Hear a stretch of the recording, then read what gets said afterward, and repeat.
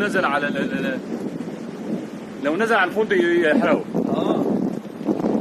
في مطر نازله سبحان الله. شوف هو نزل في الميه عشان تمتص شويه من اللي بينزل.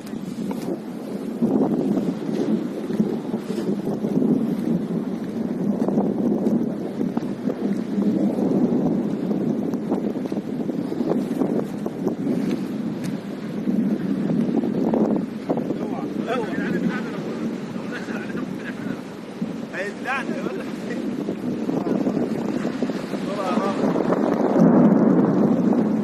تعمل له عشان اهو لا بعيد ازاي واحد تاني نازل